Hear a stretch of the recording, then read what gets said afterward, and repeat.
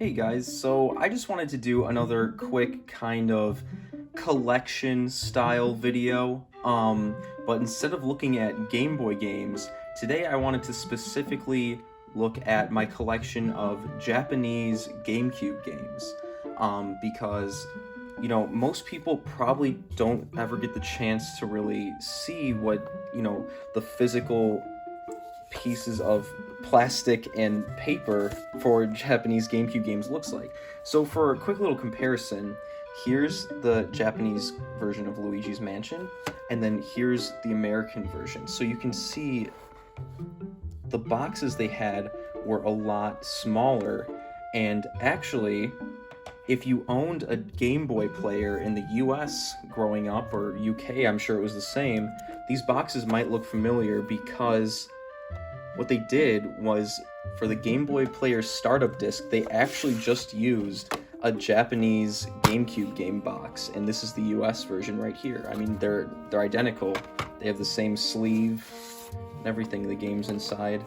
So, there's the Japanese Luigi's Mansion.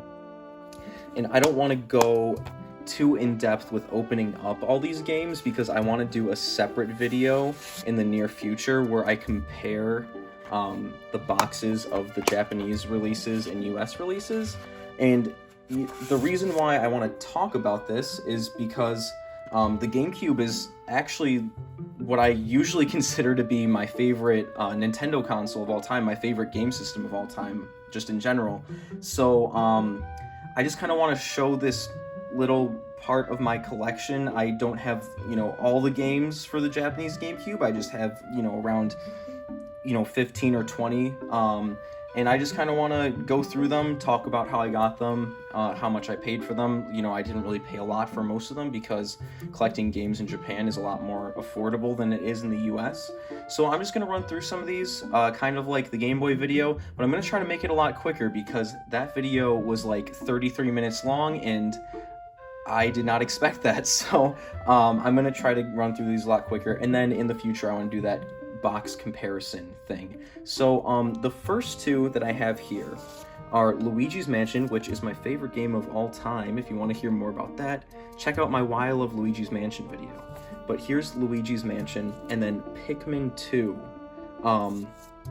So the story behind these, this is another one of my favorite games of all time, but the story behind these was, for my birthday a couple years ago, I actually asked for the Japanese GameCube that you see right here, this orange console that was exclusive to Japan. I picked up the controller on my own while I was actually in Japan, but I asked for the console because I was about to study abroad in Japan that summer, and this was 2018. So my girlfriend, shout out to Brienne, she bought the console for me on eBay, and I had, the cords and everything for it already. So I got the console, and then I picked up this controller while I was in Japan to match. And then it was actually the following year, for my 22nd, I think, birthday. Yeah, that sounds right. That she got me these two games because I didn't find them. I saw them while I was in Japan, but they were a little bit more expensive than I would have liked to pay. So she got these two games for me for my birthday the next year, which was just last year, actually. You can't see the hand motions I'm doing off camera, but I'm doing a lot of hand motions, but that's not important. So Luigi's Mansion and Pikmin 2, two of my favorite games for the GameCube and favorite games of all time. I want to open these boxes up in a future video and compare them to the American releases. So for now, just know that is coming.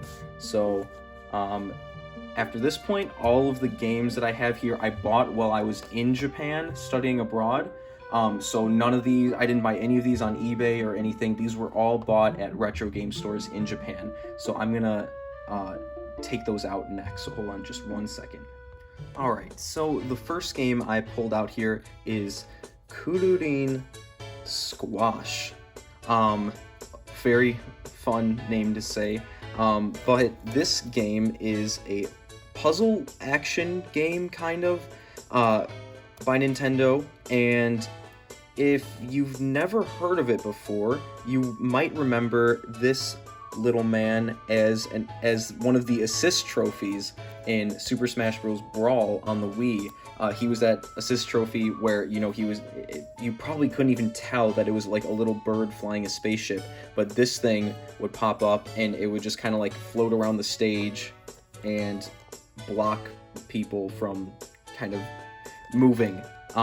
So this one is actually still in its shrink wrap. Not that it's brand new, but I mentioned in the Game Boy video that a lot of retro shops in Japan will shrink wrap their games just to protect them from people's grubby hands. Here you can see I paid, so that's how they know that I'm not walking out of the store with a game I didn't pay for. But I paid around $12, give or take, for this one, and this is an exclusive to Japan. So I was really happy to find it, and unfortunately I haven't even had the chance to play it yet, but it looks really fun, and I want to get to it eventually, but you know, backlogs are just never ending. But this one's really cool, and there were also two, I don't want to say sequels because I think they might have come out first, but I'm not sure, but there were two other games in this series on the Game Boy Advance, and I don't have either one of those, but when I go back to Japan, those will be some games that I look out for. So I'm gonna put this one aside, and next up I have Battle Stadium DON, not Battle Stadium Dawn. The DON stand for Dragon Ball, One Piece, and Naruto. This was a crossover fighting game that you see at the top of every Japanese GameCube import list. They always recommend this game, so I finally bought it. I probably paid like $10 for this. This one I did take out and play because I am a big fan of all of those series. Here's the disc, and I gotta say, I don't really get the hype for this one. I can kind of understand why people liked it so much at the time, because crossover anime fighting games were, you know, not so common back in, when did this come out? I don't know, but it was early 2000s, you know, probably sometime between 2002 and 5. So, you know, anime crossover games were not as common of a thing as they are now.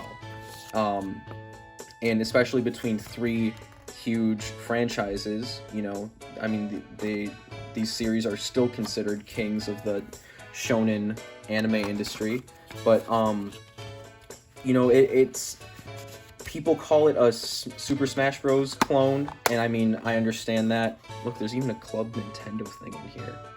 If anyone wants to use that code, go ahead, but I'm sure it doesn't. Wait, 2008? Oh, that's the expiration. That makes sense, because I was like, this did not come out in 2008. But, yeah, it's okay. It's fun. I mean, it's 4 players. There's a bunch of characters from these 3 series.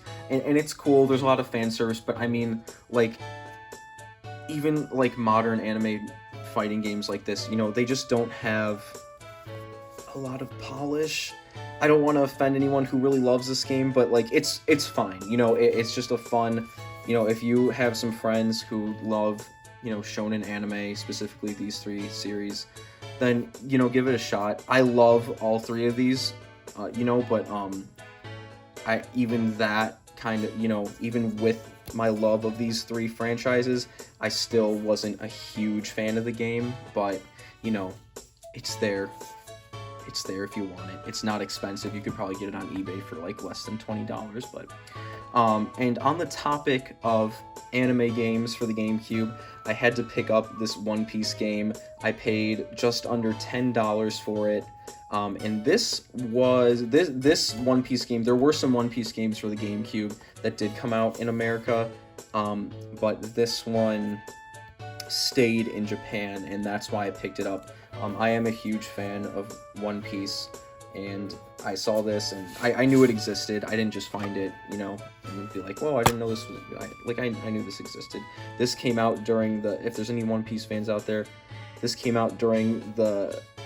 You know, but around Water 7, where they were fighting the Foxy Pirates. You can see we have Afro Luffy on the disc there. There's some... This looks like a little... Well, let's open this up. For those of you who don't care about anime, I'm really sorry, but this is the last anime game, so please stick around. I just want to show this really quick. Look, these old figures from TV animation One Piece. So yeah, this is just really nostalgic. One Piece was like the first anime I ever got into besides Pokemon, but everyone got into Pokemon because it was Pokemon, not because it was an anime. But so yeah, I just wanted to show that really quick. This game is like a 3D brawler, kind of like Power Stone on the Dreamcast. It's honestly not really that great, but I mean, you can get some entertainment out of it if you play it with friends, especially if you have friends who like One Piece. You can just goof around in it, and it's pretty cool. There's Afro Luffy again. Foxy Pirates. Okay, but no more anime. I'll put that one aside. And next, I'm pretty sure this is a Japan exclusive. I could be wrong, because I know that in the States we did get some other Mr. Driller games, but this is Mr. Driller Drill Land Dream and Adventure in Underground. You have to love that translation there. 5 new attraction. Welcome to Drill Land. So yeah, so I don't know if this one came to the West at all. So let me know if you have the answer to that. But I haven't played this one yet. But it looks really cool. It looks like one of the more fleshed out Mr. Driller games. So I'm excited to give it a try. I have played, I think, the one on the GBA, and I really liked it. So this one looks really cool, and I definitely want to give this one a try. But as you can see, it's still in its shrink wrap, so I will open it up eventually to play it, but I paid $5 for this one. So that is another really cool deal there. So then here is another that I know for sure is a Japan exclusive. This is Gift Piya, and I'm definitely going to have to put up some gameplay footage of this one, because this is a really, really weird adventure game by the same people who did, what is it called on the Wii? Captain Rainbow, I believe that's what it was.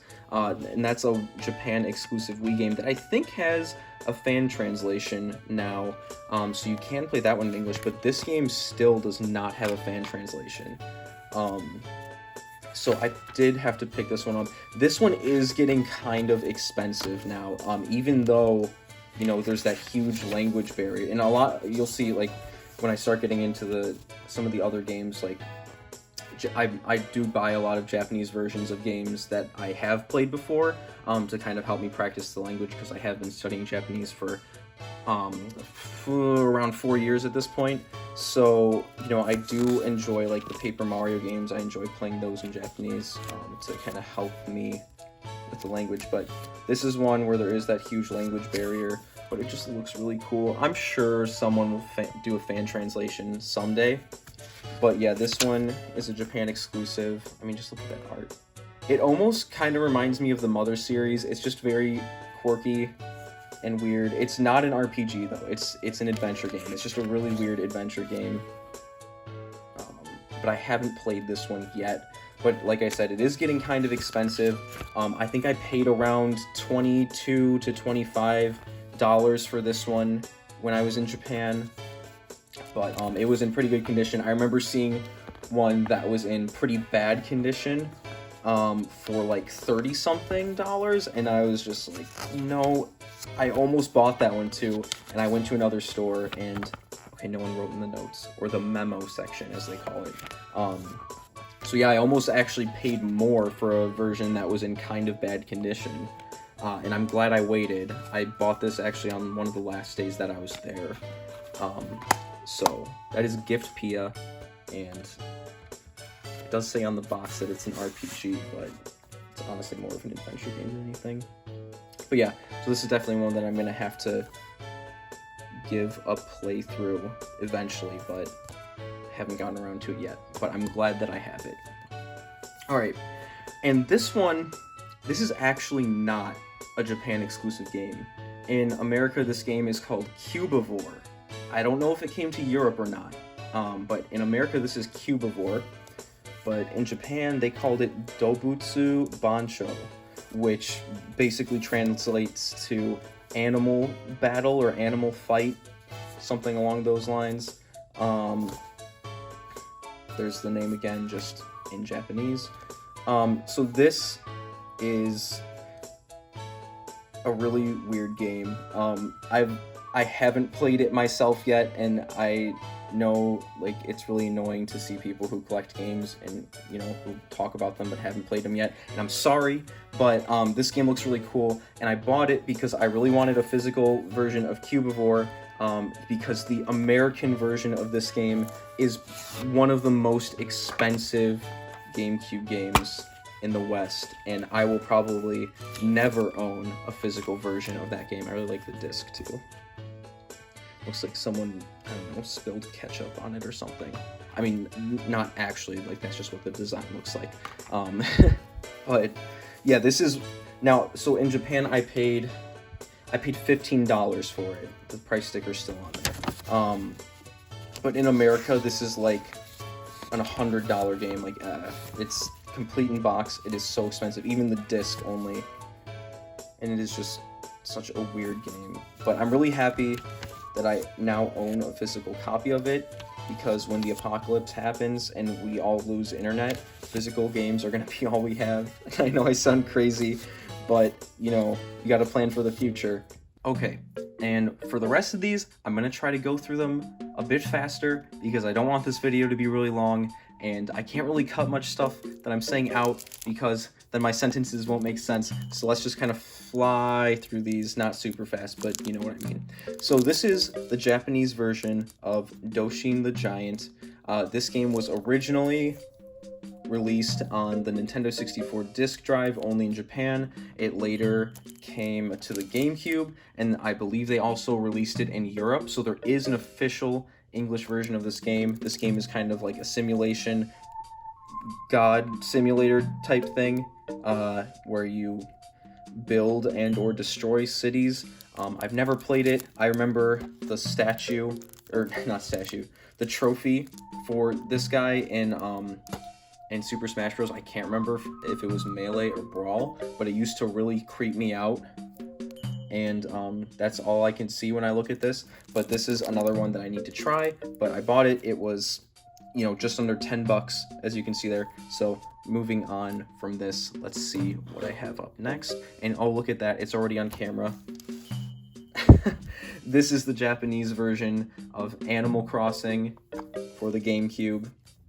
The original Animal Crossing is one of my favorite games of all time. Honestly, a lot of games on the GameCube are some of my favorite games of all time. But this is the Japanese version, and this version, they called it Dobutsu no Mori E+, because they added the e-reader functionality to this one, where you can scan in the cards using the e-reader with the Game Boy Advance. That was a peripheral that kind of failed in every region, I think. I know that it had a lot more cards in Japan, but it just didn't really take off. So this is the Japanese version. For those of you who don't know, the original Animal Crossing was actually released for the Nintendo 64 in Japan. The GameCube game that we all know as the first Animal Crossing here in the West is just a port of a Nintendo 64 game. So that's why, this version for the GameCube in Japan isn't just called, Animal Crossing or Dobutsu no Mori. It has like that E+ thing, because they needed a way to, be like, oh, look, we added new features, because Japan had just received this game on the Nintendo 64 a couple years prior. So for them, it was kind of the same thing again, but for us, it was a whole new experience. So there's Animal Crossing, and again, a lot of these games that I do have the Japanese and English versions of, I'm gonna look at closer in another video. We're gonna look inside of the boxes and stuff, which I'm really excited to do because I'm a nerd and I like doing that. So next, these are the Donkey Konga games. Now you might be thinking, who cares about Donkey Konga? Well, first of all, me. Second of all, in America, we only got the first 2 Donkey Konga games. In Japan, there was a third one that was exclusive, because those are just some real bananas on there. I didn't even realize that. That's cool. But yeah, we never got a third Donkey Konga in the West. And another thing, now the other reason why I bought all 3 of these games is because they had completely different music than the US versions, which, you know, that might seem obvious, but like, if you don't think that hard about Donkey Konga all the time, like some of us do, that might have been, you know, a thought that never occurred to you. So yeah, these games had completely different music. Like in America, we had like Twinkle Twinkle Little Star and all these nursery rhymes and stuff. But in Japan, they had like music from anime and stuff. Here, like this says, yeah, here. This section right here, these are all songs from anime. All of these. There's like songs from, I'm pretty sure there are like songs from One Piece and Naruto, like shows that were, you know, popular and airing at the time. One Piece is still popular in Japan, but, you know. So like, I haven't played these versions yet. As you can see, they're still in their shrink wrap, but, you know, I wanted to own specifically the Japanese versions of all 3 of these games because they had actual, like, enjoyable music. So that's these. So I'll probably open these up too, because I mean, we do have the American versions of the first 2, and the third one, I think it would just be cool to show people what the inside of this game looks like. And these games were the cheapest GameCube games I bought while I was in Japan. First one was $1. The second one was also $1, and the third one, they knew I was coming to buy it, so they raised the price to $2.50 roughly on that one. I know that yen to US dollars isn't an exact conversion, but I just kind of phrase it that way. So they knew I was coming, so they're like, okay, Sammy's coming, we need to make this one a little bit more expensive. So those are the Donkey Konga games. Okay, and before I do this last little rapid fire round, I do want to talk about one more game that did come out in the West and in, well, Japan, of course, and in the West, and that is this frog golf game. I forget what the exact name was here. I don't think it was Frolf, because Frolf is a real thing in real life. But this game is that frog golf game that, I mean, everyone knows it because the Game Grumps played it, you know, however many years ago that was. This game used to be like $10 in America, and then, you know, the Game Grumps played it, and obviously it was probably a game that didn't sell well, so then it increased that demand. Everyone wanted this game, and then it's one of the most expensive GameCube games now, I think. I'm not 100% sure, but that's only for the US version. In Japan, I paid $5 for this game, and honestly, it just looks like a really fun game. It's basically a golf game, but you golf with frogs, and they move on their own, and the courses are really wacky and stuff. So I thought this would be a cool one to get a physical copy of. And I'm happy that I only paid $5 for it and not like $90 or whatever the outrageous US price was. So I just wanted to show that one really quick. And then here's the last little round of games right here. So I have the first Pikmin. I love the Pikmin series, all 3 of them. There wasn't a game on the 3DS. I don't know what you're talking about, but I love Pikmin. That's all I have to say. I really love Pikmin. I think I like 1 and 2 more than 3. 3 was really good, but like the first 2 games just have this really weird aesthetic that I like. So, I mean, 3 had that too, but I don't know. I just like the first 2 better. I still love Pikmin 3, don't get me wrong, but there's something about the first 2 that I like more. It's probably nostalgia, but that's just me. I'm sorry. This is Pokemon Colosseum. Fun fact, this was one of the first Pokemon games that I played. I played Leaf Green, then I played this, and then I played Gen 4, and then and it's all a mess. As a kid, I experienced a lot of things out of order, but I mean, it's not like it really matters. But these games, the 2, I don't have the Japanese version of Gale of Darkness, but it's really cheap there. These games are starting to become really expensive in America. I don't know how much they're going for now, but I know they are getting expensive. I think one time I saw them being sold for like $50 each or something, which is crazy because I bought them when I was a kid, you know, for like $10, $15 each at GameStop.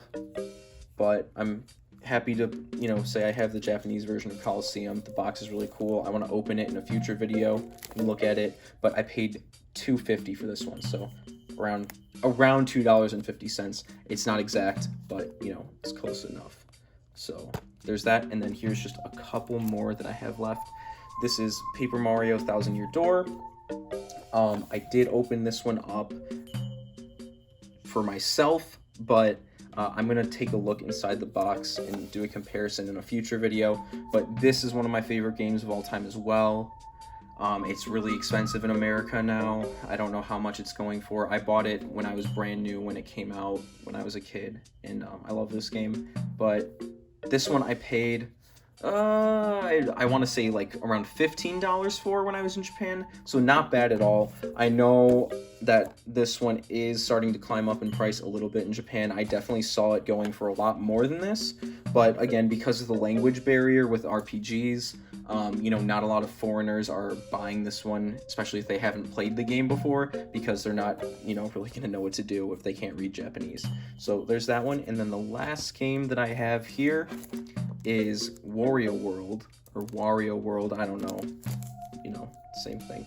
But this game, I was actually writing a review on this game for the channel, and then, you know what, I just kind of got lazy and gave up. This is a really weird game. It's one of those games I always saw when I was a kid. I always wanted to own it, I always wanted to play it, and then I finally played it, and I liked it, and then there are also parts of it that really annoyed me. It's not a bad game, it just hasn't held up that well. I wish I would have played it when I was a kid. I think I would appreciate it a lot more now, but this is just one of those really weird games that I kind of have mixed feelings about.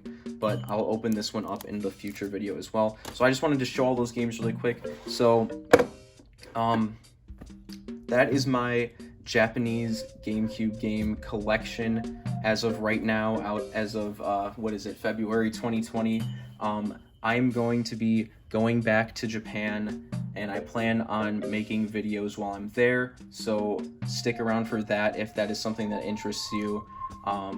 So yeah, that's all I have to say right now. So I hope you enjoyed this. Again, another different style of video, but who cares, because I'm a very small channel and not that many people watch my videos anyway, so it's fine. So I'm sweating right now, so I'm gonna end the video now. I hope you have a great day. I love you. Bye.